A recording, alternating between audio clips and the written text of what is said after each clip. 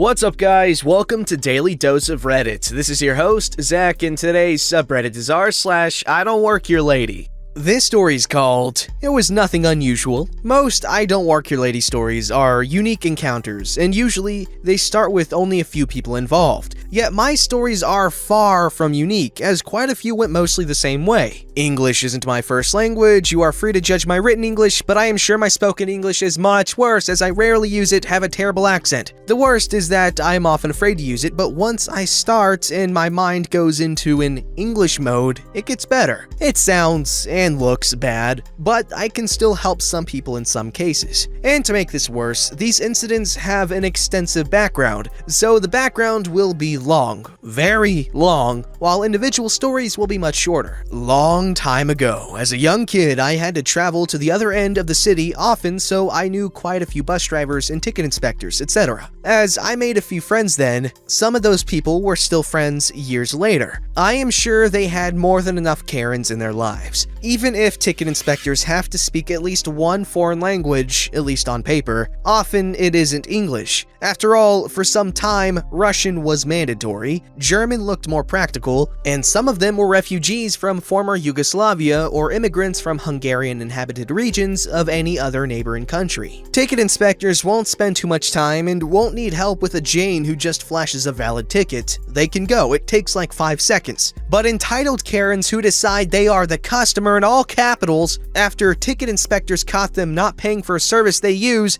that is a long conflict when anyone who can help with translation or anyone who can testify later could help. So these I don't work your lady moments always start with actual ticket inspectors present, some existing conflict, usually with an already very angry wild Karen. To make things worse, when ticket inspectors want to issue a fine to a local, usually there are two options: cash right now, or they identify themselves, they sign a form, etc., and they can pay later. In this case, the fine depends on when they pay and if they have just left a valid pass at home or not. For foreigners, including wild Karens, it should be cash only. The fine isn't an actual official fine, it is just based on a contract that is there to compensate the public transportation company for the potential lost income between inspections. It varied a few times, but it is usually priced between the price of 19 tickets and the price of 40 tickets. But ticket inspectors can hold non-paying passengers back till the actual police arrive, and at that time, it can get worse. Normally, if you are Hungarian, they don't press charges, but they get all the documentation for the fine from the police. But in fact, people who use a service with no intention to pay, that can lead to something like a fraud charge. But ticket inspectors are told not to fine foreigners and tourists for honest mistakes, but to help them to correct their mistakes and show them how to validate tickets. This way, more tourists will come and the public transportation company can get more ticket income and tax financing. Any assault against a ticket inspector or their helper is considered a crime far more serious than a normal assault. While the actual charges are different, even a single push can be as serious a crime as an assault against a police officer.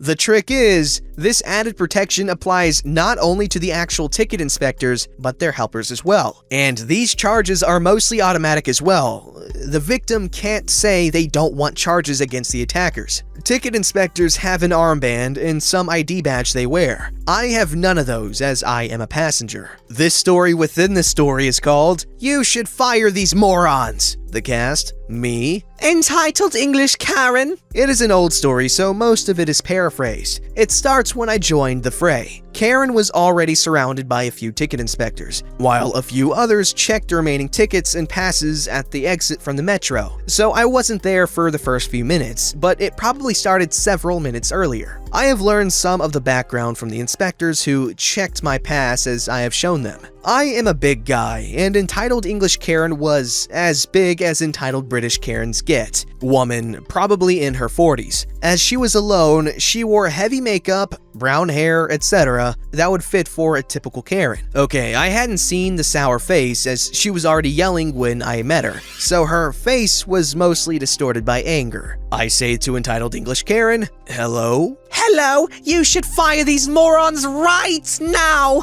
I can't, as I don't even work here. Yes, you freaking can. You sure these morons don't deserve a job? They can't even speak English. A ty говоришь по-русски? Which translates to, and do you speak Russian? I asked in Russian. I don't speak Russian too well either, but I want to make sure to show some of us Central European barbarians might speak multiple foreign languages. Entitled English Karen looks confused. Oh, do you speak any foreign language? No, I don't have to. I'm English.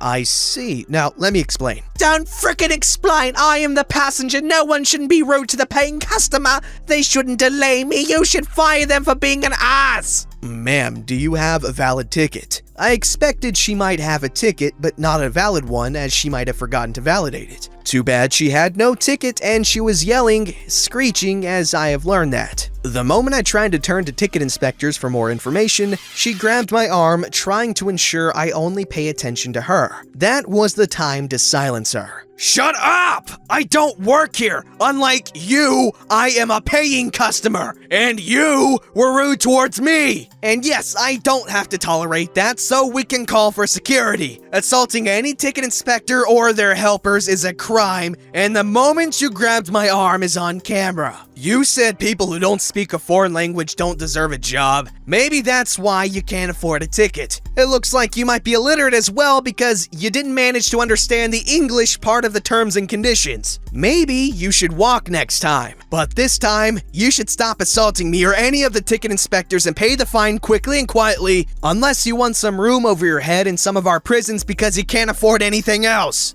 Entitled English Karen in a much less loud voice. That was rude. She had to pay anyway, and while she has sent an official complaint in email later, where she claimed that the manager was even ruder than the inspectors, everyone laughed at her stupid arrogance. This second meta story is called American Karen and the N-Word. Entitled American Karen was another special one. I don't want to paraphrase that discussion, but there I had to use the help of a phone. This Karen was Afro-American, and like some problematic people, she relied on the race card to get away with anything once she has done something wrong. She wanted to see the manager because those racist pigs assume she is a criminal who rides the tram without a ticket or pass. I wouldn't compare her to a typical Karen, as she was younger than most typical Karen people, but she was used to being abusive from her safe space. She was one of the disgusting asses who tried to use and abuse the race card to get away with anything and make a bad name for her peers she represents when she pulls out that race card. In the beginning, she played the victim with tears and all, but it didn't change the fact that, in fact, she had no ticket at all. And while I helped with translating, I made it clear that I don't work there at all. But in her worked up state, she ignored most of it and was getting more and more aggressive. It went back and forth, and several times I had to tell her I don't work there, I just try to help with the language, etc. I knew the cops would come, so all I had to make sure is that she admits that she thinks it's okay to attack me because of my race. When the cops came, I pulled up my card to trump her race card and used the N-word of all N-words there. And she was fully unprepared for that. I admit, using it can be unfair and very offensive, but yet I'd like to point out that my nose is a clear sign of my partly Jewish ancestry, and her comments on my ethnicity were the same the other Nazi used in the past. So the N-word she deserved was the word Nazi. So essentially, I have dropped the nuclear bomb of revenge on her. She thought she might experience the other N-words because of anger, and that can give her a high ground. But this surprise attack was totally devastating for her. Once she realized that her attacks were recorded, she attacked someone with a visibly Jewish ancestry in an area affected by the Holocaust, and she made it clear that her attacks were valid based on ancestry and ethnicity. She knew she couldn't win. I had to remind her once again that I don't work here, she has to pay the fine to the actual ticket inspectors instead. She was surprised that even after all of this, her fine had no other consequences. She wasted a lot of time, made a fool of herself, risked plenty of problems, etc. for less than $30. Her attacks against me? Well, I have told her that I might press charges, sue, etc., but she is free to suggest any other fair solution. She wanted to solve the issue with money, but I told her an apology is better if she learned from the incident. I also asked her that once she calmed down, think about it, and write an email about what she has learned from the incident. In the exchange of emails, I suggested that she should read First They Came by Martin Niemöller. and that her race and racism card was bad because with that thinking, there is, no matter who you are, there will be a card that essentially denies your rights. You are non-white, non-male, you can still be non-Jewish, cisgender, heterosexual. All people are born equal, and you shouldn't use discrimination to get advantages or get away with anything. She managed to understand, and as we share a hobby, tabletop RPG games, and both of us play quite often Dungeon Master Online, I consider her a friend now. We can blame Dungeons & Dragons 5th edition because dark-skinned versions of some creatures are often considered evil, and from what I've heard, she had some I don't work your lady moments herself, so I might ask her to post here. Okay, I'm not gonna lie, I got really mad in the middle of reading that when he said he called her the N-word. I was like, no. But I'm so glad this guy turned out to be super mature and very nice. You gotta respect people that can manage to make friends of their enemies because, you know, that's something that only really mature people can do. You know, people that can understand other people's perspectives and, you know, that's something we need more of. This is a really good story and pretty well written considering, you know, this guy speaks multiple languages. However, some parts I had to kinda try to guess what he was trying to say, but I hope I did an okay job. And sorry if I butcher that Russian pronunciation. I'm really self-conscious. This story is called Karen Demands Deaf Man Help Her, Gets a Nice Helping of Humble Pie. This happened maybe an hour or so ago to my friend Topher, and he gave me permission to post it here because we both found it so funny. Topher, who can hear, is fluent in American Sign Language thanks to his job and his degree. To practice, and because he likes the people there, he volunteers at a local deaf community center 3 times a week. Today was a regular volunteering day, and he was asked to check and see if the local Wally World had party supplies for a surprise birthday party they're planning for another volunteer. Topher agreed, and off to local Wally World he went. As he didn't have anything clean to wear, he was wearing a blue polo shirt and a nice pair of khakis, which also happened to be the same colored uniform most of the workers at Wally World wear. Topher was heading to the party supply section when he heard the classic war call of the wild Karen. Ahem! Topher turned around and saw a classic Karen. Short Captain Marvel haircut, leopard print leggings, and a too tight black shirt, and a face that looked like she had smelled a fresh turd. Because he had spent all day using American Sign Language, Topher was on what he likes to call sign language brain, where he'll sign on reflex. He signed, "Do you sign to her?" Upon seeing him sign, she grimaced before shouting in a slow voice, I need help. Do you understand? Topher was about ready to tell her that he could hear and to screw off, but he decided to have a little bit of fun at her expense. He held up his hand as if to ask her to wait, took out a smartphone, put it to the notepad app and typed, "Type here what you need and I'll help you find it." This humble response would make any normal person realize their bad manners and apologize profusely. But then again, I think everyone who has read and experienced an I Don't Work Your Lady story, Karen lacks this ability. So for the next 20 minutes, Karen ordered Topher around. She had him grabbing stuff, only to put it away when it was squashed, bent, dinged, etc., going to various aisles to get various things, wait outside for her at the changing room, the works. Topher was thinking about the best way to let the cat out of the bag, when Karen got a phone call from her phone, Wendy. Topher turned his back so as to hide the fact that he could hear. Hey, Wendy. Yeah, I'm fine. Just a deaf kid helping me out. Yeah, they hire deaf people here. Can you believe it? No wonder the service here has gone to the crapper. They should stick with their own kind if talking is gonna be a problem. Topher was pissed at this point because he's worked with the deaf community for so long. He gets really angry whenever he hears them getting treated badly. But calmer senses prevailed and he prepared his "Shut up, Hannibal" speech. Finally, after 20 minutes, Karen announced that she was done and ready to check out. Topher walked her to a register that just opened and turned to her. Please tell your friend Wendy that I said hello. The look on Karen's face when she realized what had happened was priceless. I love stories like this, where people think that someone else can understand them so they talk crap, but it turns out they do understand, and they speak in the same way that they were speaking.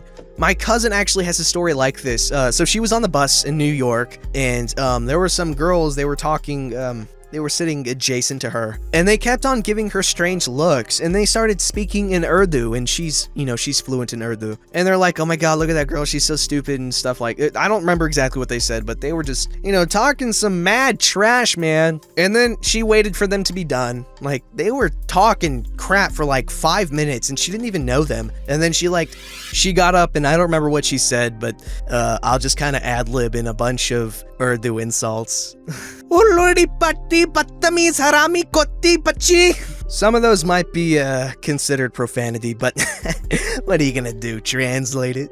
Alright, here we have Deaf Story 2, Electric Boogaloo. Due to the positive responses to a previous post, my friend Topher told me the story about how he met the leader of the local deaf community center, Joanne. Given how nasty some of the Karens on this subreddit can be, I think we can use some heartwarming. A few years ago, back when Topher, who was hearing, was in his first year of learning American Sign Language, he stopped at a local big box mart to get some things to make dinner. While he was in the frozen food section, a well-dressed woman flagged him down. He headed over there out of habit. He's worked retail for years and some habits never leave, and asked if she needed something. The woman pulled out her phone and began typing something. Topher decided to practice and see if he could help her and signed, "Do you sign?" She lit up like a Christmas tree and asked him if he knew where the dairy section was. He couldn't remember how to sign 3 aisles to the right and gestured her to follow him. As they were talking, he apologized and explained that he was still learning sign language and didn't want to resort entirely to fingerspelling, which is mentally and physically exhausting. She understood and complimented him on his American Sign Language. They continued their rounds and got to know each other through signing, fingerspelling, and their smartphones. Her name was Joanne. She recently accepted a position at the local deaf community center and had gotten into town maybe an hour or 2 ago. She then asked him if he was interested in volunteering there and that it would be a great way to practice his American Sign Language. Topher said that he was interested and agreed. When they both got into an aisle, Joanne saw the manager and asked Topher to flag him down while she typed something on her phone. Topher did so, a little confused. The manager made his way over, and when he got there, Joanne showed him her phone. On it, she had typed, "Topher is a phenomenal employee and helped me find everything I needed. Please make sure he gets a raise." The manager was a bit confused, and Topher realized what had happened. Interpreting for both Joanne and the manager, he said, "I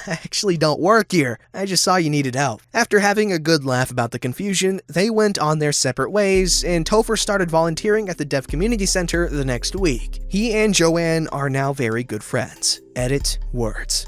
Man, you gotta appreciate stories like that. That is so wholesome. I'm curious, how many of you guys have any deaf family members or close friends? And who knows, maybe some of you are deaf yourself and follow along with captions and, just read along. I'm curious, and have you guys ever had really helpful special encounters like this? I really want to read them. They're so sweet.